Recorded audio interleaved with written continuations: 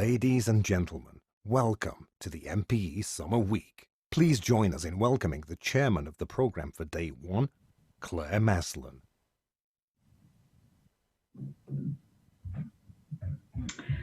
Thank you and good afternoon, and welcome back to the second part of this afternoon's sessions, looking at the changing commerce and payments in light of the pandemic. We had our first session a short while ago, and we heard from a couple of keynotes and then had a panel discussion. We looked really at trends and themes that were coming through and some of the practical issues that retailers were experiencing. And now in this session, this second part, we're going to be hearing from two specific markets, taking a look at Russia and LATAM. So a couple of housekeeping notes. You are able to contribute and engage in polls, and both of our keynote speakers will be raising a couple of questions in the polls, so that will appear on your screens. Also, when we come to the Q&A, please do ask questions. As always the case, the last session, we had a flurry of questions towards the end and actually timed out. So if you are thinking of issues or concerns, raise them early and we'll make sure that they get featured. And then finally, please do remember that these are being recorded and they'll be posted, so you'll be able to do a recap afterwards. So on to the session. The very first speaker I would like to welcome is Christian Desert, Chief Revenue Officer of Boa Compra. Hi, Christian. Hi, Claire. Hello, hi, welcome. Hi, Claire. Thanks for receiving me. Very happy to be there, starting these new sessions. I guess we'll start straight. Yes, fantastic. Okay, go ahead. Thank you. So I'm Christian Desert, Chief Revenue Officer of Boa Compra, part of PagSeguro Group, and we'll go straight into some point of changing within Latin America, specifically where you're based. Here is a quick slide so you understand a bit more about us. So listed in New York with PagSeguro since 18th, the company is a whole ecosystem in Latin America, processing from POS machines to cross-border payments. You see pretty large numbers, and we operate on both, either directly from merchants, small merchants or bigger merchants online, but also with active users on direct digital bank we recently launched in Brazil. Moving on, it's just a quick view for you of the ecosystem before we jump into the different trends we've seen over the last months.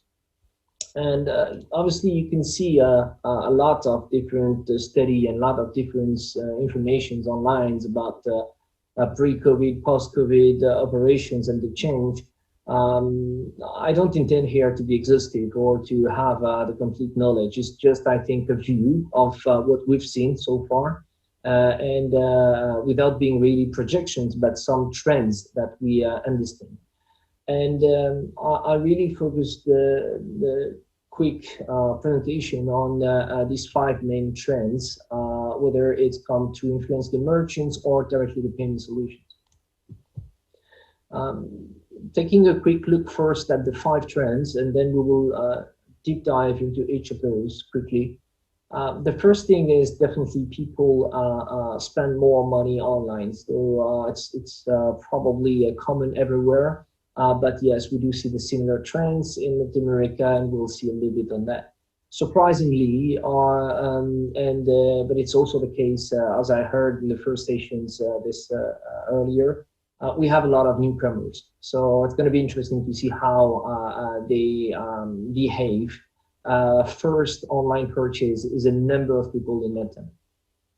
We'll dive into what type of products they're buying, but also the accelerate of shift of usage and payments, and viewing some of the opportunity, obviously having so much newcomers online. We've set a pool, so feel free to answer the pool if you're more concerned about Latin America. Obviously, it's good to know, and then we can review that after.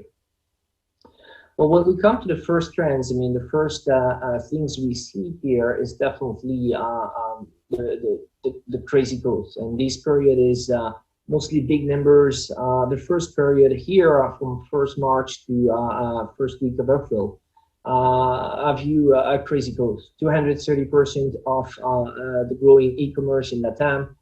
Pretty impressive. Some country, Peru, Mexico, booming. Literally within the region.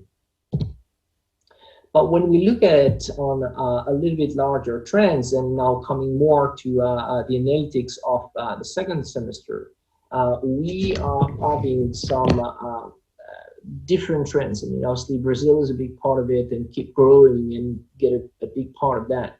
But we see different other surprisingly change. And the change could be just because people feel safer online, or because they start buying things that they don't buy before, whether it comes from the grocery onlines or their healthcare, or simply learning more how to move transfer. As many of you probably know, Latin America is still very cash-based. And so the type of evolutions we're going to have is probably different from others due to the heavy cash-based population and sometimes unbanked populations we have going through these different changes. If I keep going on the second trends, and here it's interesting to see for you the little square, I mean, where we aggregate here from America's market intelligence some trends of who is buying and who are they. And if we see the newbies, or what they call here newbies, meaning people making their first time purchase online, disruptor and debtor, it's pretty crazy, because we're gonna have, like in Brazil, 90% of the buyers are concerned. Same for Mexico, Colombia, really heavy numbers of people trying for the first time to buy online, or being now kind of forced, according to the situation, to move and change their online habits.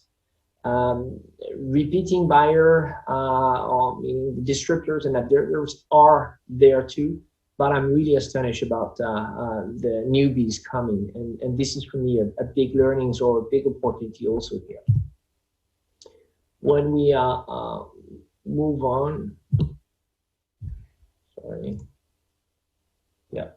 When we move on to the numbers, it's again pretty impressive. Pre-COVID, we had some projection in the region saying that we got 23 million of new buyers planned in this year. Well, the current projections are giving 52. Well, 52 millions of new buyers is something. It's like, if you compare here, it's like you add the entire Argentina, or you add all Spain, or South Korea. It's literally like if due to this COVID impact, Latin America is growing a new country.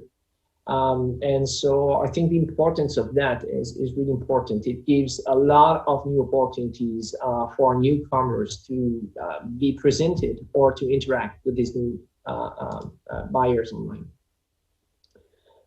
Going to the third trend, we tried, and we pick up here the example of Brazil being obviously a large part of the possible online sales in Latam.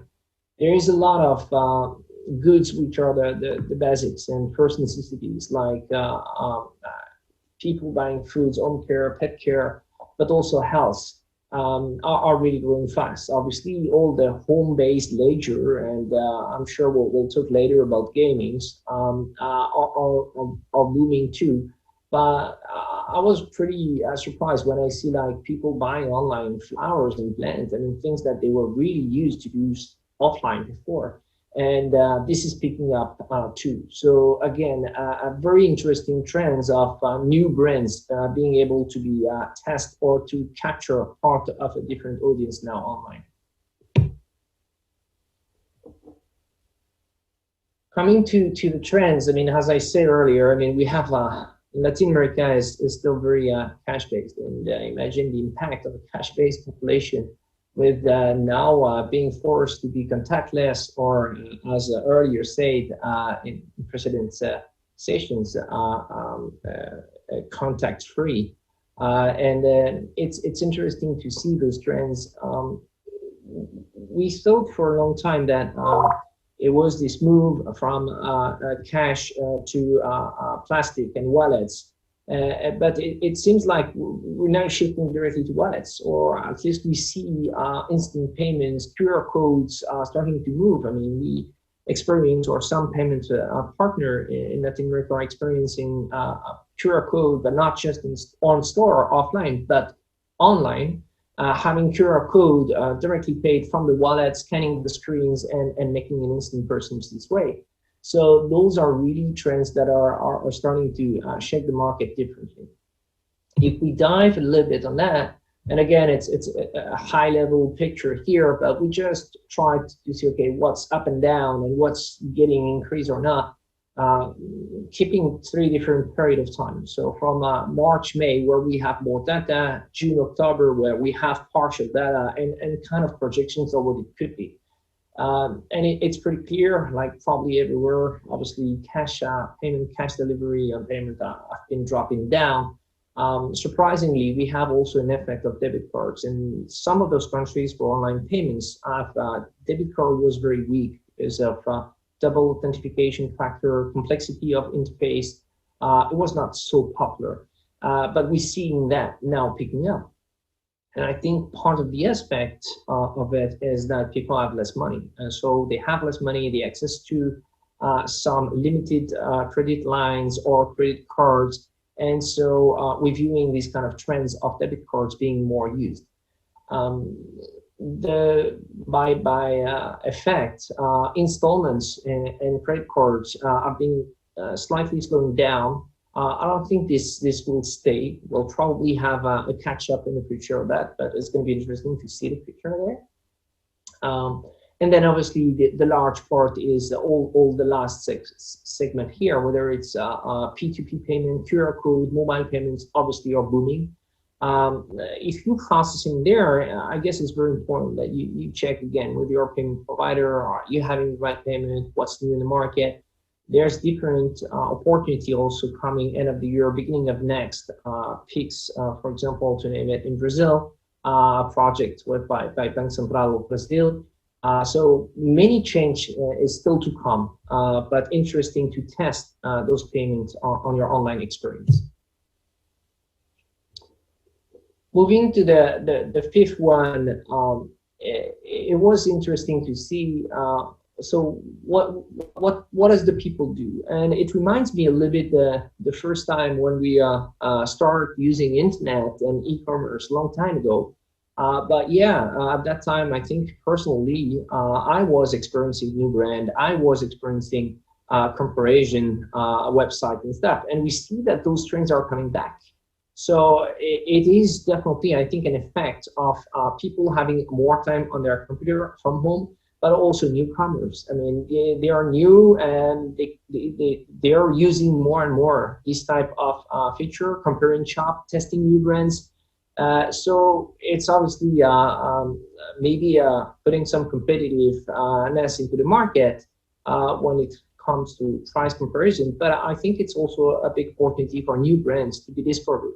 Definitely a time to care about your user a lot, because as we know, like the other store is just one click away, but it's maybe even more important right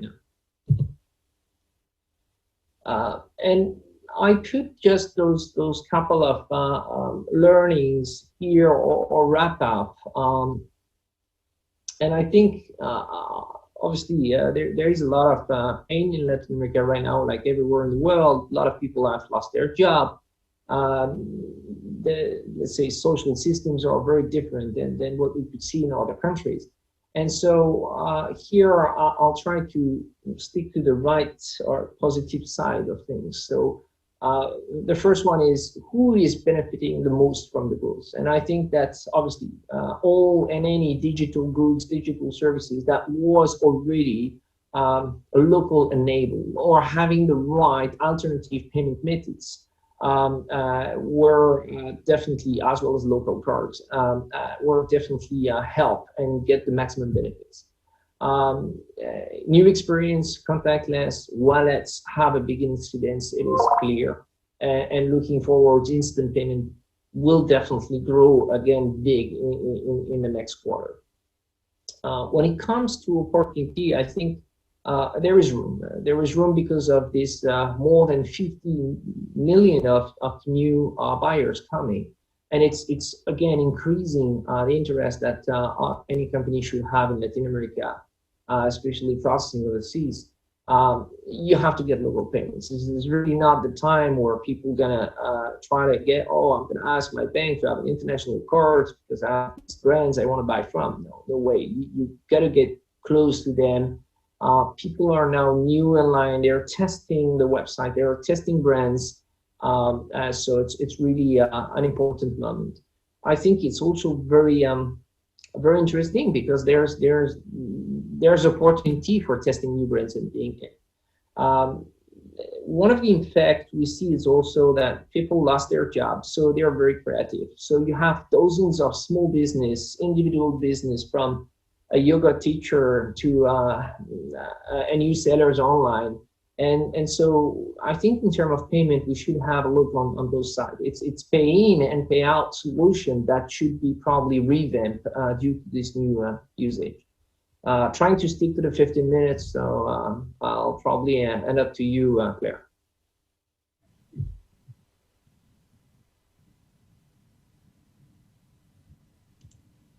Thanks, Christian.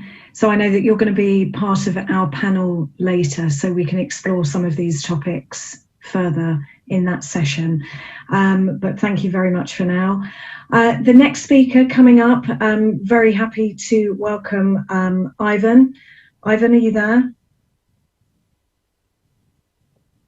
Hi, hello. Ivan. Hi, thank you for joining us. So now you're going to take us to a different market. We're going to have a focus on Russia for the next session. Yes, so the focus of my presentation is how the lockdown became the trigger for the digitalization of Russian e-commerce.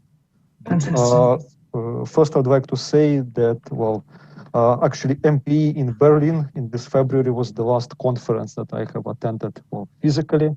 So being here virtually is very exciting for me. But of course, I look forward to maybe next year, but seeing everybody once again in the physical world, shaking hands and having discussion about how this whole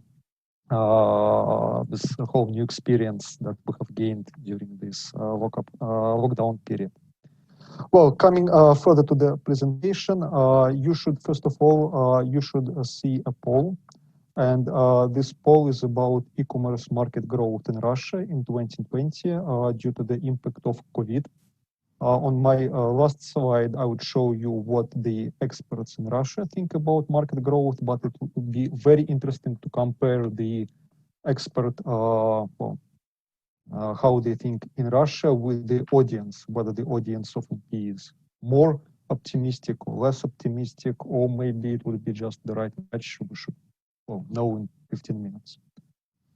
Well, first of all, a couple of words about the company that I represent. So Yandex Money has two main business units. That's Yandex Money, which is the biggest e-wallet in Russia. There are over 60 million of users. And over 50% of Russian users use Yandex Money e-wallet when they pay online for some goods and services. And there is a second business line within our company, that's Yandex Checkout. And it's the leading payment service provider in Russia with over 37% market share. And we service over 120,000 of merchants, provide them various payment solutions with payment schemes like Visa, MasterCard, American Express, etc. And also various number of alternative payment methods, various e-wallets, direct debit, etc., other payment methods. Overall, more than 20 payment methods used. So in my presentation, I would use the data from outside experts and our own market intelligence data to show you what's happening in Russia, what was happening during this period, and what trends we are seeing nowadays. So first of all, I don't know how in other countries, but in Russia, when the crisis comes, people go and buy buckwheat and salt. So that's always happening. But this pandemic was different. In the beginning, when it all started in March, people were buying buckwheat and toilet paper. So during the first weeks of the pandemic, in the graph that you see, the line of 100%, that's, let's say, that was the normal e-commerce traffic as it was before the pandemic. So in the first weeks of April, when the lockdown in Russia started, the e-commerce number of orders and volume dropped by 20 to 30%. Well, this is probably attributable to that people had lots of food inside their apartments or houses, and everybody was expecting 1-2 week lockdown, but nobody expected that this would last for months. So after the initial drop of, as I said, minus 20 to 30%, we see that then the e-commerce, the number of orders and total volume was growing and basically hit its peak in the middle May, when it was above the normal by this 20 to 30%. So, and then in June, in the second half of June, when the lockdown was eased in Russia, and when many supermarkets, trade centers opened, the e-commerce activity reduced to more or less its normal, but still stayed above this 100% line. So people started to shop online. They felt that it's easy, safe, and they continue shopping online. Also, what's interesting, we saw inside our systems 66% increase in new merchant registration in April 2020, when it was, as I said, peaking, the pandemic was peaking, versus April 2019, when it was relatively normal. So the merchants, and that's mostly offline merchants, which carried their business servicing street retail or some other retail, they were increasingly adding online payments, adding website presence, or some other means of reaching their audience. I would speak about this later, because that was the only, basically only method how you can reach your audience and sell them some goods or services. So it was very interesting when I followed the Christian presentation on LATAM, and he spoke that one of the interesting trend was lots of newcomers, people who were present in maybe in e-commerce space but have never purchased anything online, and they made their first attempt to buy something, pay something online during this lockdown period. It was the same thing that happened in Russia, actually. The internet penetration in Russia is very high. It's above 90%. But during this lockdown time, we saw 10 million of users who have made their first online purchase. We call them late adopters. So these people most probably were internet users, but they were never internet shoppers. And this pandemic caused them to try this channel for the first time, and many of these people stayed. Just for information, in Russia, there is over 120 million people living, but only around 80 million of economic active citizens, meaning that that's these people who do some, they earn money, they spend money. So 10 million is a huge number. It's basically every 8th person in Russia have tried to purchase something online for the first time. We also saw a huge increase in contactless payments. That's about 33% of transactions and increase in turnover. And interestingly, subscriptions and recurring payments also grew very fast, over 30%. And that's all the payments used either in online gaming or video streaming or various educational technologies services. So all in all, these industries who use subscriptions or recurring, they saw huge increase, and people also started to, well, kind of understand the safety and I think convenience of this method, because the recurring is not something that's was widely spread in Russia before the COVID time. It's also interesting that many huge marketplaces who were addressing really huge audience in Russia during the first weeks or even first months of the pandemic were so much filled with orders that they couldn't, well, come up with fast enough delivery time or service levels. And that gave opportunity to many small and medium enterprises to enter this e-commerce field and try to, well, either service the same customers but more efficiently, more faster, or try some alternative delivery models. For instance, many marketplaces, they used to deliver only in huge cities like capitals or cities of 1 million plus, but many merchants saw opportunities in servicing some local communities. And these merchants mostly were selling not via websites, but via messengers or various emails or various, well, Facebook, Instagram, or some other communities.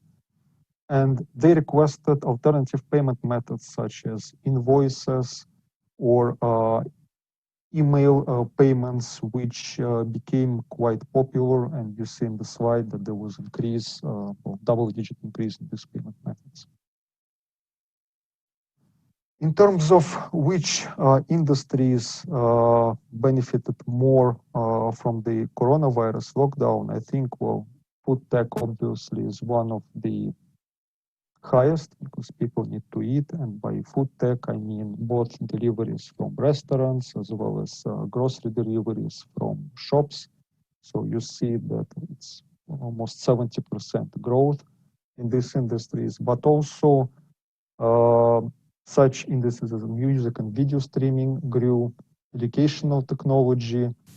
It's quite funny that EdTech industry has showed growth in turnover and average check during the pandemic, but after the lockdown was eased, and that was like middle of June, beginning of the July, the EdTech industry has, well, more or less lost its increase in turnover and returned, well, back to normal. So probably it's also the effect of summer, that people just after being locked in for many weeks and months in their homes started to travel more. And interestingly, that charity also saw an increase in number of transactions and volumes of 13 to 27%. Interesting thing happened to travel. Obviously, travel as the industry a whole experienced huge decline, up to 80-85% in turnover in Russia. But since the beginning of summer, the sale of travel accessories, like hiking boots, camping accessories, etc., have started to increase. And actually, these categories saw an increase in 20 to 30% in specific marketplaces, meaning that people were not able to travel abroad because all the borders are locked. They inside travel across Russia camping across Russia have started to gain momentum as a popular method to go outside and try to relax a little bit. So, the next slide is about an interesting experiment that the Russian government has made. It tried to cap the acquiring rate. So, as you know, the acquiring rate consists of several buckets. That's the various payment schemes fees, the interchange that's distributed to the issue, the acquirer margin, and PSP margin. So during the lockdown, all these was capped at 1% for 5 main merchant groups: food and grocery, healthcare, apparel, basic foods, and home appliances. And the reason was, the idea was that the merchants would lower their prices and these goods would be more accessible. Well, this didn't happen. And since the experiment is going to end on September 30, meaning that, well, the rate can be returned back to normal again, and it's around 2% currently, 2 plus, 2 minus. So the capping of the rate did not influence pricing at all. And I think that some of these trends I have all mentioned in my previous speech, and I would like to jump to the last slide of my presentation, just for the sake of time. That's the effect on e-commerce. So overall, the Russian e-commerce was growing 15 to 20% year over year before the pandemic. This year, 2020, it was expected to grow by 29%, which is quite high. But during the COVID impact, now the forecast is 44% growth.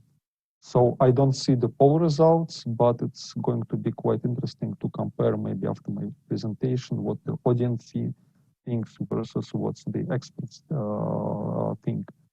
And overall, during the next 4 years of the pandemic, the Russian e-commerce would grow by more than 20 trillion of rubles, or more than 275 billion of US dollars.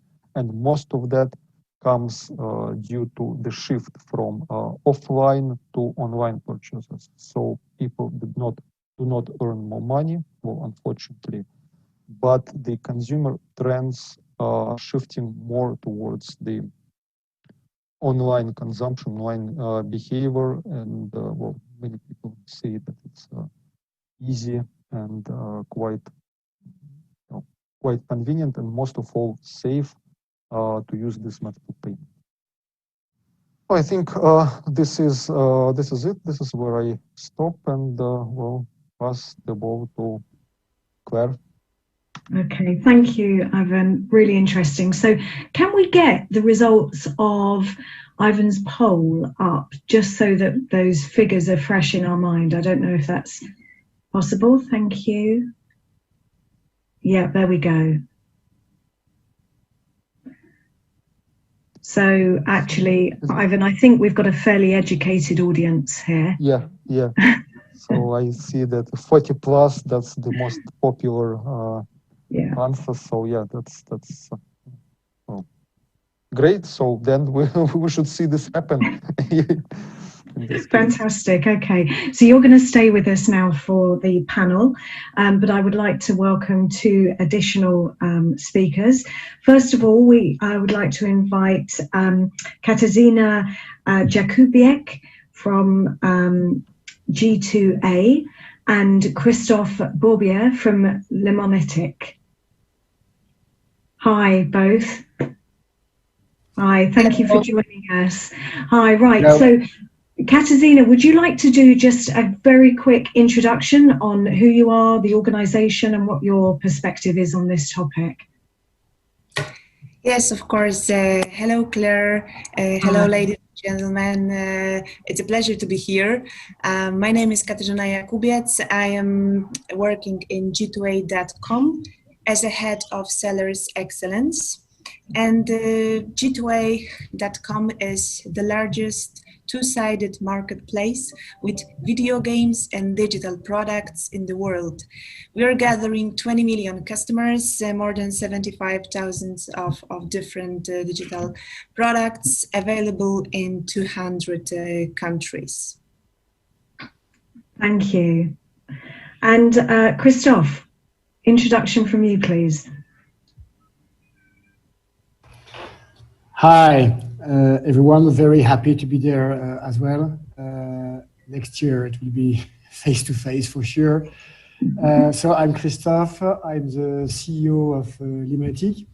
Limatic, we are a white label payment platform that offers to gateways, ISO, acquirers, payment institutions, and banks everything they need to do some digital payment, including connections to alternative payments. We have 250 alternative payments covering 60 countries in the world. We can do also the collecting of those payment methods, and we offer also marketplace setup for all those payment players that are missing payment marketplace solutions.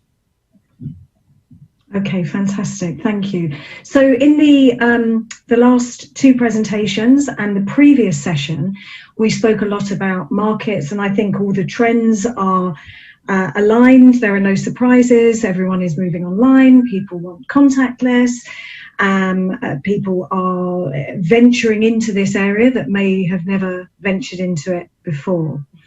But I would be very interested to understand a bit more about sectors. So I think that Katarzyna, you spoke about gaming. So let's have a start with that, and let's talk some more about the gaming industry. Okay, thank you, Claire.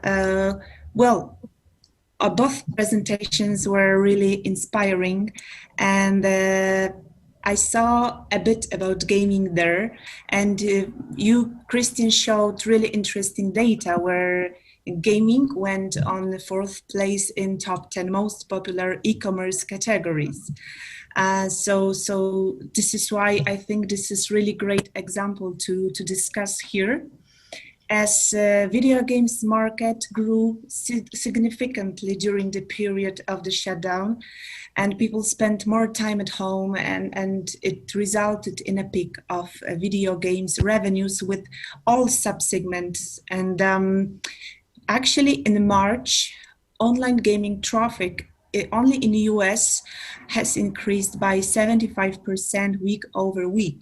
And this is really surprising, as gaming was one of the most common at-home media activities during the coronavirus in the United States.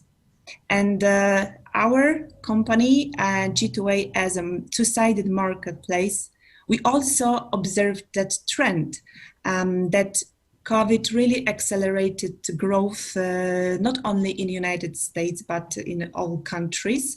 But having United States as an example, we see that data reveals the 155% overall increase in searches from US users for the period between January and May 2020. And when it comes to the growth of the market, in March only 2020, US market grew 51%, which we really see that people not only started to buy games, but also collect all the equipment, not only buying the title, but also the hardware, mice and keyboards, collecting the equipment for the gamer. Plus, we saw that their behaviors were more into discovery mode, because they spent more time looking for different items. And we also saw that multi-basket transactions, they grew by 10%, meaning that they were collecting everything in one transaction.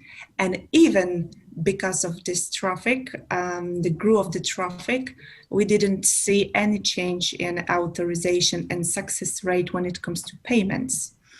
And this is why the business model, which is profitable for merchants and also for the entertainment of the user, was really resistant to the COVID change, because we saw also the merchants going from offline to online, and the number of merchants selling their products, it was around 30% of growth from March to April. And when it comes to gaming, really we saw a lot of records that were hit in coronavirus time, in the lockdown period. The great example is Nintendo. Profit during the 3 months period increased by more than 400%. And there are a lot of records like this. Okay, fantastic. So, people are at home, they have more time, and therefore they're spending, some of that time to make themselves feel good, doing the gaming, etc. But from more broadly, other sectors that perhaps have not been so positively impacted, we can't ignore the travel sector, and obviously travel and hospitality. One of the reasons we're all sat here behind screens talking to each other in this medium is that countries have been under lockdown. Do any of you have any insights? Christoph, I don't know if this is something from your perspective that you could comment on from the travel industry and some of the challenges they're facing, and perhaps as they move forward, will their business model and their relationship with acquirers and PSPs, will that change? Yeah, okay. It's true that at Limanetic we cover different verticals. We don't do gaming, by the way, but we do, as you said, travel, airlines, a lot of retails, healthcare as well, and a lot of delivery, like food delivery. And it's true that the travel and airline industry, like everywhere else, I believe, has dropped in two ways. Dropped because, as everyone said, like everywhere, people could not travel anymore during the lockdown. And after the lockdown, we could have expect some increase of the transaction for airlines and travel, which happened indeed. But the value of the basket, because people, at least in Europe, could only travel, not cross-border, but would stay into the countries. Then even though the number of transactions get back to some positive trends, the value of basket remain very low, because people are not buying, trip to Vietnam with hotels and the flight included. They just take a camping or just a train to go South France, for instance. And so the value of basket has dropped a lot. And so there are some still questions pending about what can be done. As Christian said, also in Europe, and maybe also what Ivan said, in Europe, you have hundreds of different payment methods. So one angle for some travel merchants, airline merchants, is of course to make sure that they are not going to miss a few sales that they might get, and by making sure that they are going to offer the good alternative payment that they might not have today, because they might have focused too much on credit card and American Express and the likes. And so we have some demands on how can we make sure that the few transactions that we have will be good by having the good payment method. And again, Europe, Russia, and even LATAM, you have hundreds of different payment methods. And people, because of Corona, discovered new payment method as well. They had their credit card in Europe, but then some of them have discovered that you could also play with your mobile phone with no contact and with some QR code where you have no contact as well. So there is kind of a trend, but I would say it's just the beginning, because again, we are not at all with travel and airlines to full speed, very, very far from that. And that at least what is interesting is that everyone is trying to leverage on what exists today and how to improve a conversion ratio. It has always been the case, but it's even more strategic and vital today. Okay, thank you. So just to remind the audience, please do post your questions. We have a question and it leads on nicely. Actually, Christoph didn't know what I was going to ask them, but this question has just come in for yourself, Ivan. How is Yandex implementing open banking? And obviously that is one option for providing alternative payment methods, as Christoph mentioned. Well, open banking is not, I would say, widely. Well, first of all, it's not regulated in Russia, so it's not something that has to be done by market players, obviously, and it's not currently the large trend, so it's just only emerging. So there are no common protocols or common policies that are implemented by large market players, large banks or PSPs like ours. So I guess it's more or less still on the, I would say, like various payment methods, alternative payment methods, various schemes like pay later schemes or installments. It's all done on a like case by case basis. There are no common protocols, and that's actually a problem because well, for some payment methods, it's quite I would say to gain momentum, to gain a large number of users, well, you have to have a large number of integration, and it's costly and time consuming to go this this route. Hopefully, hopefully this coronavirus time would be some kind of impact for open banking, but you also need to understand that Russian market is, in terms of players, it's not very fragmented, fragmented market. So there are like up to 10, maybe a bit more huge acquiring banks. There are several big PSP providers. There are several I would really say like big fintech companies in the payment world who introduce installments or pay later schemes or some schemes to make QR code payments, etc. And well, since most of these players are in one way or another competing between each other for market share, for consumer, and as I showed you, there is still way for the market to grow in Russia organically, both. So there is not much, not much cooperation in terms of just common standards. So we'll see in the next 2 to 3 years, but I think it's not the trend of the current year, and maybe not the trend of the 2021. Okay, so still some way off on thinking of that one. Christian, earlier, and actually Ivan as well, you both mentioned in your presentations that users are exploring more, they're investigating more, they are going to comparison sites and researching their purchases. In doing that, in providing more information to the consumer, are we just driving the price down?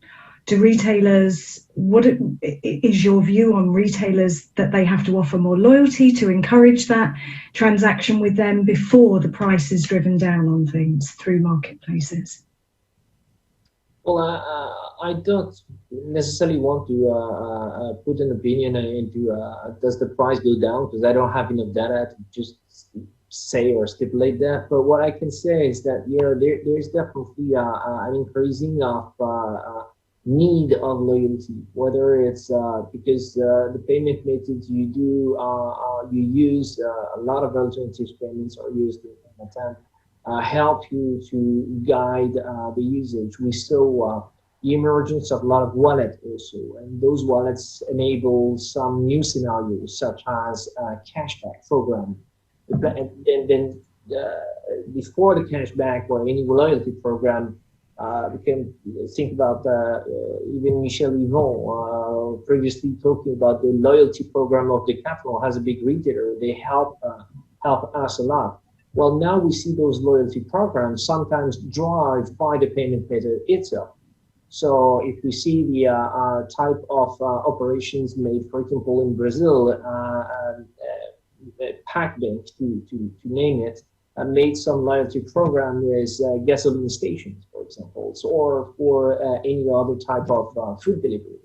And so we see that they react, the payment method react to help the retailer also by providing extended services, by preventing loyalty programs. There's different options to them. And again, other example in Brazil, but I know it was the case in different other countries where some governments wanted to kind of give out some voucher or some money to the people.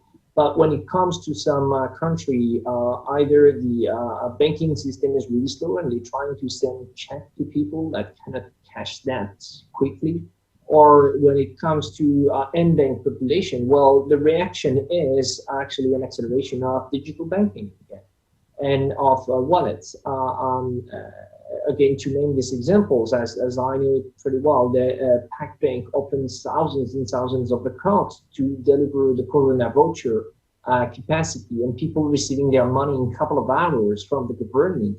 That was a little impact on the accelerations and the use of money of people. That suddenly discover that from the government, you can go online, download an app, get a bank account in a couple of minutes, KYC done, boom, boom, boom, done. You get your money, start using it. So that was, I think, a real acceleration of how the government can change and how the payment method can become a partner of the retailer or the person in those examples.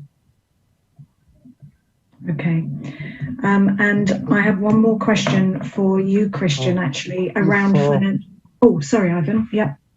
Yeah, if possible, I'd just like to add, because I think you mentioned that for both of us. So I think that, well, the last mile, I agree, the last mile is very important. So it's not only about price comparison, but Russia is a huge country. So if the merchant sells something in Moscow, it may deliver it in, let's say, next day in Moscow, but if the person is living in Siberia, in Novosibirsk, then it's totally different game there. So it's not as much what we saw with this experiment that the government has made with the acquiring price, with controlling acquiring price for merchant, is that, well, it didn't help in terms of price comparison or controlling price. But really, the merchants that gained momentum during this coronavirus are the merchants who had better either delivery or fulfillment services, or better customer service, or more personalized service. And that gave opportunity for many small and medium enterprises to actually, even selling at their goods or services at some premium, gain their customers. Because once again, it's, well, not just, I mean, it's the whole experience that counts, not just the lowest price. And we see this by the trends. And also, I think Christoph has mentioned one very good thing. It's the conversion rate. So when the merchant employs the right payment mix and the right payment provider at his, well, his website or his Instagram store or whatever, in the end of the day, it's not, well, the total number of customers, but it's number of payment customers that the merchant is after. So the higher conversion rates, they also make it available for the merchant to increase its sales. So the loyalty program or some other program of this time, it's of course important as well. But if it's the whole experience is centered, first of all, around customer experience, around delivery times, around conversion. That makes it much better, much easier to sell than existence of some kind of loyalty that may not target directly the consumer behavior and his experience. Thank you, Ivan. I have one more question, which has come in both for yourself, Christian, and Ivan again. Has the assumption of everything moving digital, has that created a further divide for people who have not been traditionally included in financial services? I think if there was a divide before, then the borders between these people really decrease drastically during this pandemic. And as I said, there are lots of newcomers in the e-commerce in Russia. And most importantly, with high banking penetration and high internet penetration, that's accessible. So all you have to do is basically try it sooner or later. And we see people, and this is something that the government also does a lot to promote, because during the lockdown, the only shopping was possible only due to these distant services.